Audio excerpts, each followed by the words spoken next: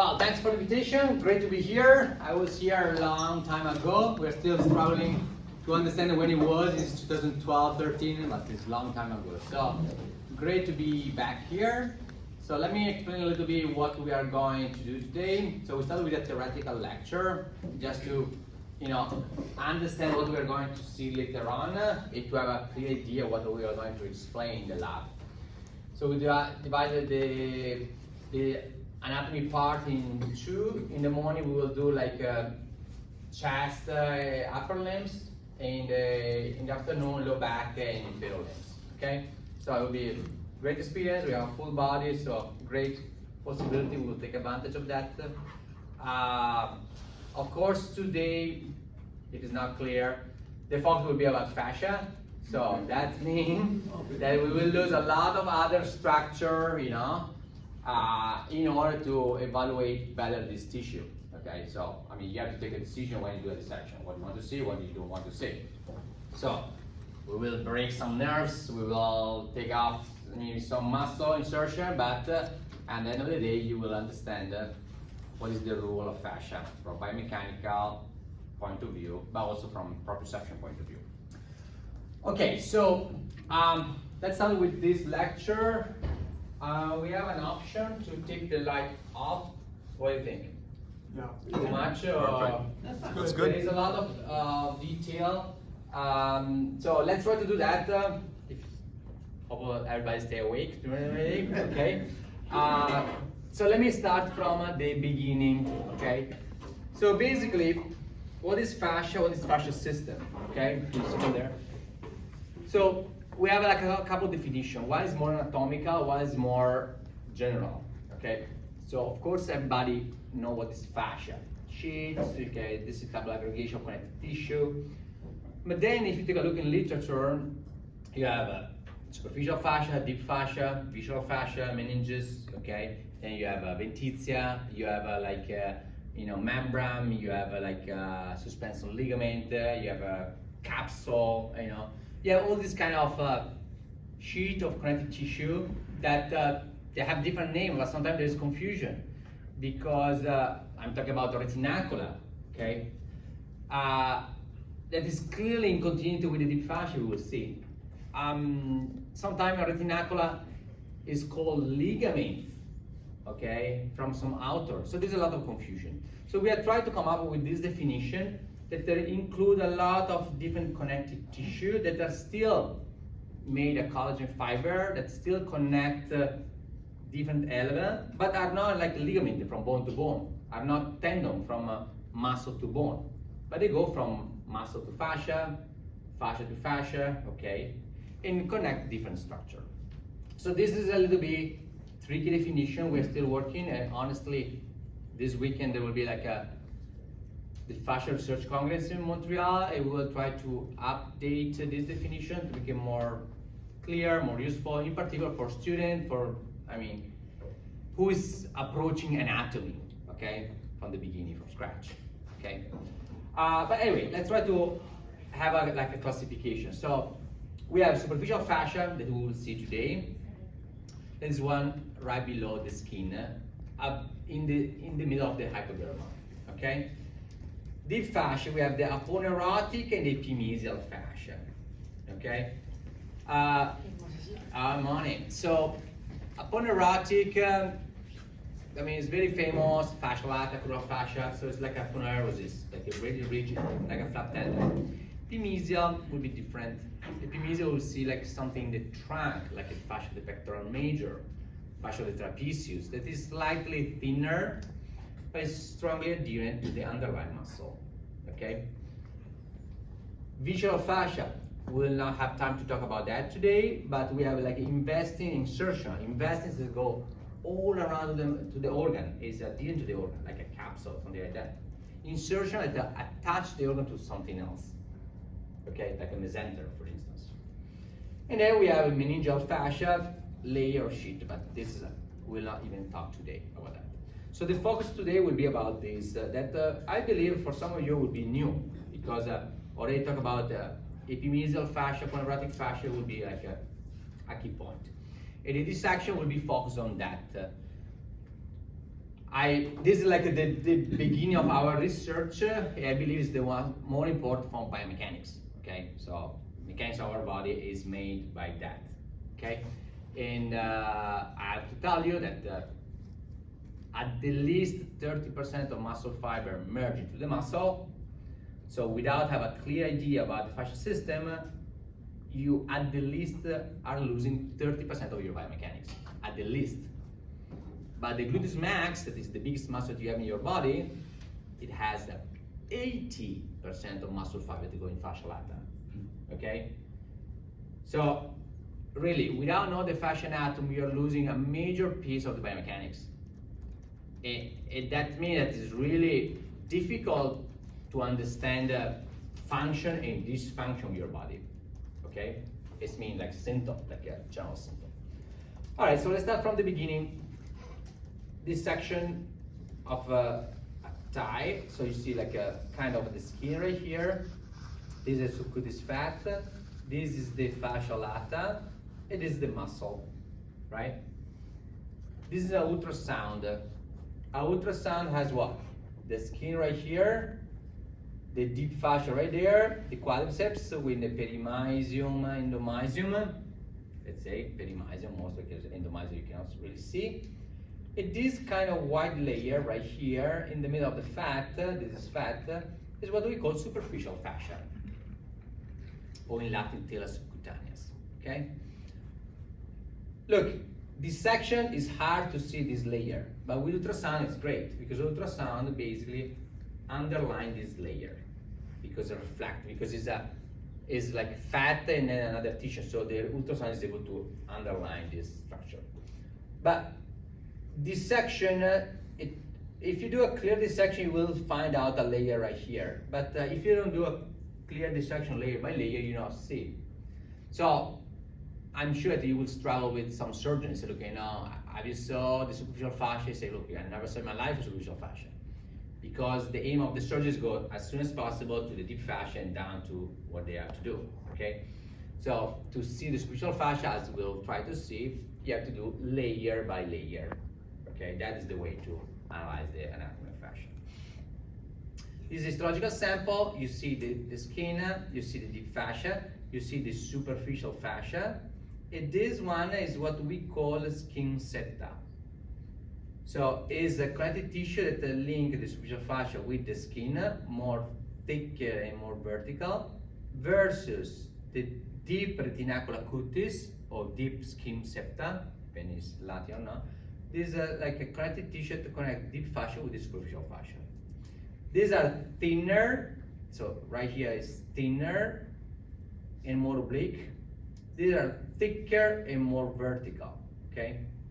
So when you glide your skin, I'm doing, okay, in your opinion, you feel that you're locked. You cannot go farther than 1 inch in one side and the other. So who's stopping you to glide more?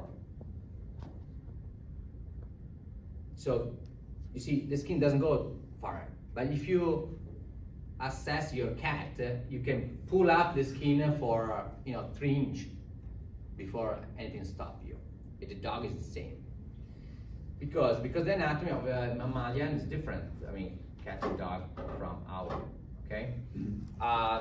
You should assess a pig to have something similar. Because basically, right here, this skin septa, they are stopping you to glide much, okay? And the one that really stops you at the end of the day will be this one, because these are so oblique that allow you to do this kind of gliding, okay? So whenever you assess, this one will permit you to glide the skin until a certain level. So I get end, so the diagonal is all oriented in this direction. Go on the other side, okay?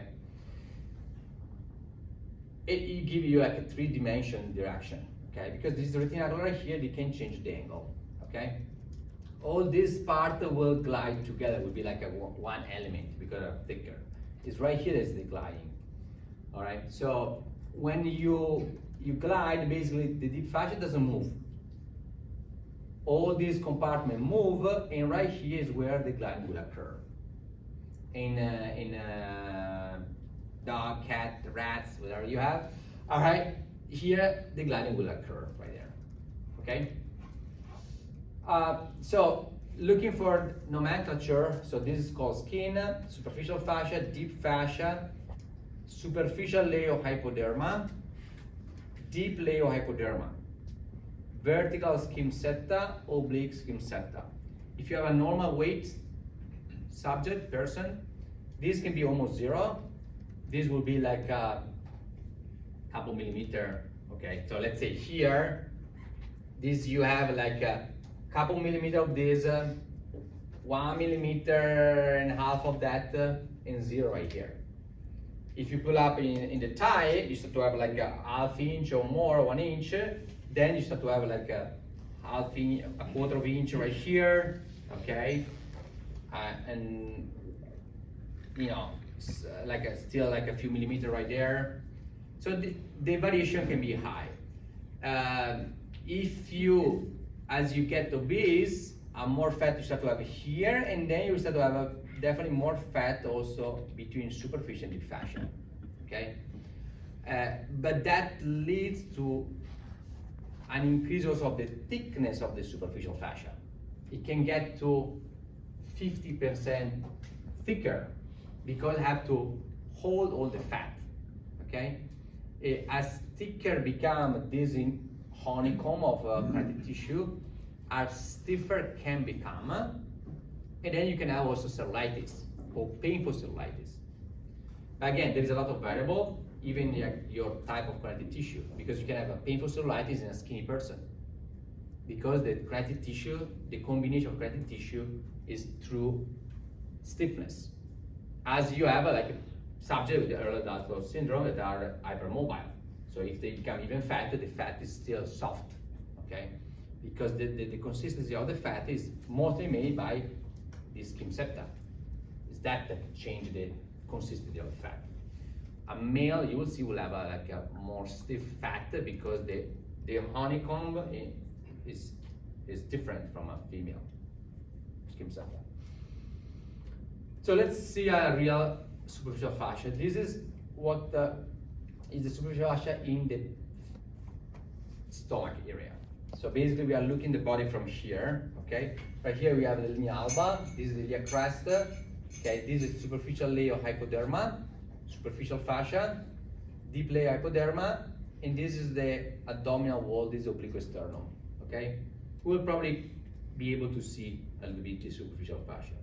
The other name of this is Scarpa fascia, because in the 17th century, Antonio Scarpa in Padua have described this fascia for the first time, okay?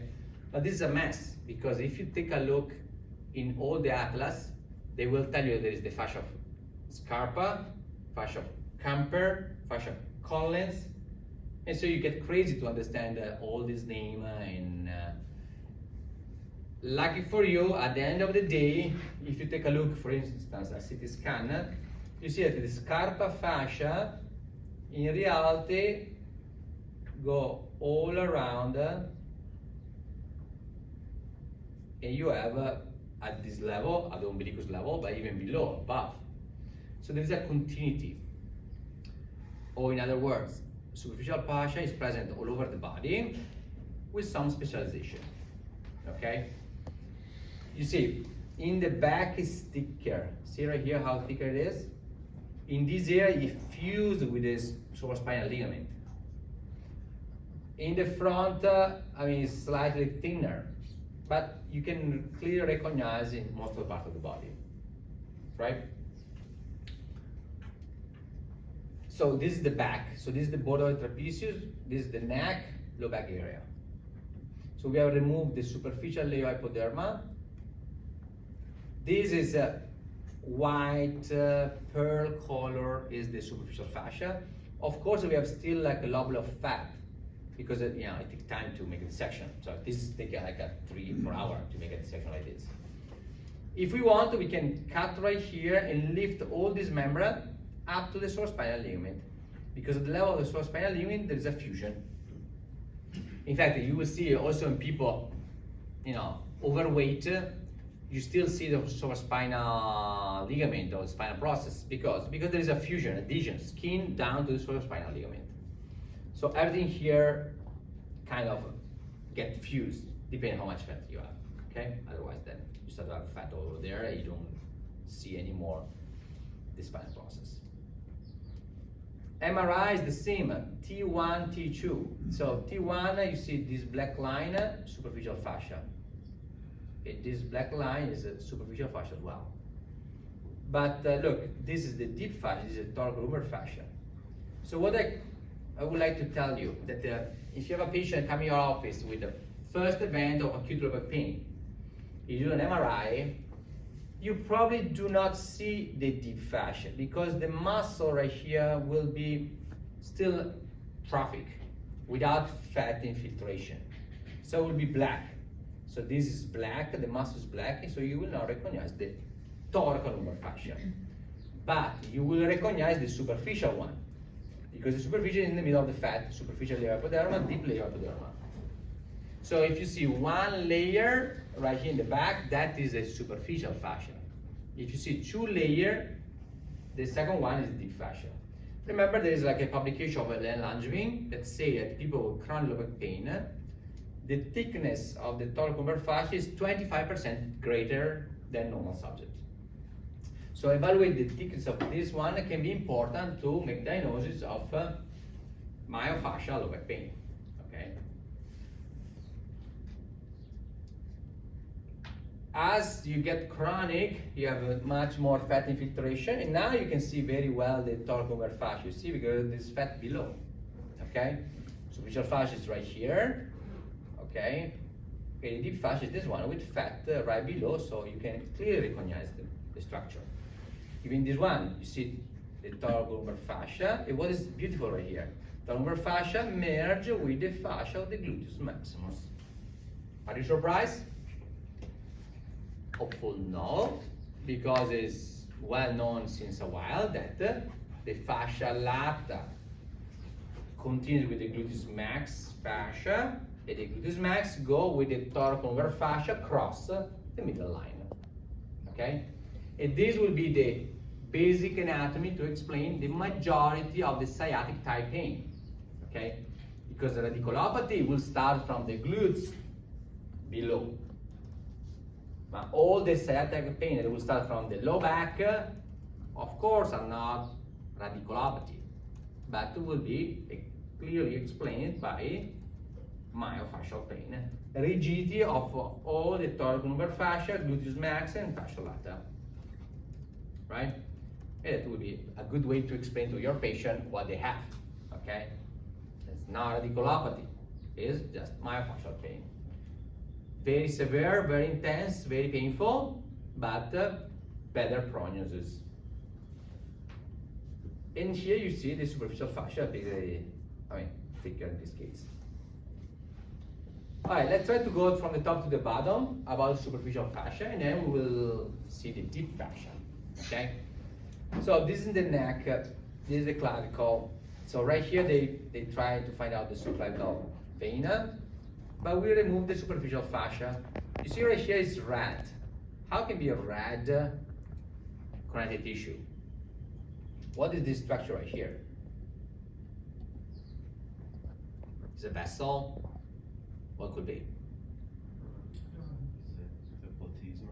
It is platysma muscle. So the platysma right here is what? Is a reinforcement of the superficial fascia. So it doesn't have an original insertion, but it's like in a bilamination of the superficial fascia, muscle fiber, fascia, and fascia. Okay. Here we are in the trunk. So this is a female. So you take it off. It doesn't take so long to do this section, or at least you don't even have to use the scalpel, because right here I put my hand, I separate everything. But at this level, you have an adhesion that everybody has. And you have to know that, because the gliding right here will be less than the gliding in other area. So when you do mastoplastic reduction, for instance, and then you put a prosthesis to make a new conformation of the breast, a lot of time they put a prosthesis between the pectoral major fascia and the superficial fascia. That will not happen in case of mastoplastic addition, where the prosthesis will go below the pectoral major, between the fascia of the pectoral major and minor. the way that you do the surgery will make the difference, because if you go through the nipple, no adhesion. But if you go at this level, when you have a crossing load between a pectoral major fascia, rectoabdominal sheath, and other crossing, maybe a scar right here, it can generate some problem to the female. Later on, it can develop neck pain, upper back, okay? Sometimes you have a fibrosis, a reaction to the prosthesis. So the pectoral fascia and the pectoral major, minor fascia become fibrotic, and the patient starts to have a frozen shoulder. Because of course, from here, everything will be spread all over the shoulder. Down to the leg. This is the knee, this is the lateral part of the thigh. This is superficial fascia that can remove easily. It is easily separable from the underlying fascia. Look, over here we have our famous IT band. But the IT band go from here to here, from here to there, on this structure right here. What exactly is the IT band? Look, this is the knee, this is the crural fascia. So where is the board of the IT band? Can you really see? No, because again, the IT band is an artifact. Whenever you will do this section, you will see this afternoon, you will never see like a beautiful portion of tendon right here. The IT band is a reinforcement of the fascia lata. Why is different for you? Because it means that the tension of the tensor fascia lata can be spread in all over this direction. Vice versa. The tension in this area can be generated also from the gluteus max. So you will never be able to make a diagnosis from there of the symptom. So pain right here can be everything. Can be generated by alteration of the tensor fascia lata, gluteus maximus, sliding from below, altered, okay? So you have to palpate and find out where is the stiffness that generates painful sensation, where there is some connection between the fascia and the underlying capsule. Okay? So anatomy is more sophisticated than what you see in the books, but only with this anatomy you will understand the symptom of your patient. And this is why it's fundamental, critical to study this anatomy. All right, this is like the leg. This is the medial malleolus. So this is the tibia. So over the tibia, it seems that you don't have even fat. In reality, you have gliding. You can check the skin glide over the tibia because you have the superficial fascia without any fat, but you have, so over the periosteum of the tibia, that is in continuity with the crural fascia, you have a little bit of loose connective tissue, and then the superficial fascia with the saphenous vein that travel inside. Saphenous vein is inside a bilamination of the superficial fascia. So when you will start to have a tiring feeling, you know, at the beginning of varicose vein, you know that the superficial fascia is the original problem. This is like a just superficial fascia. We remove most of the fat. This is the vein, the saphenous vein coming down. And you see that it's quite elastic. You can pull, you can stretch, because it's a tissue that has more or less the same elasticity of the skin. Okay? Of course, each part of the body is different. And if you check in your hand, you can lift the skin easily, but you cannot do the same in the plantar and palmar region. Why is that? Because in the dorsal region of the hand, you have the schemata. In the palmar region, you have a fusion. So in the palmar region, you have a fusion within the palmaris aponeurosis, a lot of schemata that go directly to the skin. The same in the foot. You see, you have these huge septa from the plantar fascia, they go to the skin. So this will tell you why you don't see lymphedema in the palmar region of the hand. Why you don't see lymphedema in the plantar region of the hand, of the foot. But you see lymphedema in the dorsal region. You see lymphedema in the dorsal region of the foot. Because when you have the schemata, you can fill up this space with lymph. And so you have a virtual space full of lymph.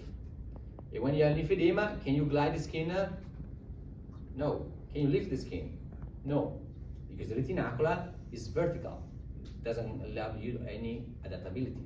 When you have a lymphedema, of course you can glide, you can pull up the skin, because the retinacula give you much more adaptability. Okay, so that is the area where you will have this alteration most.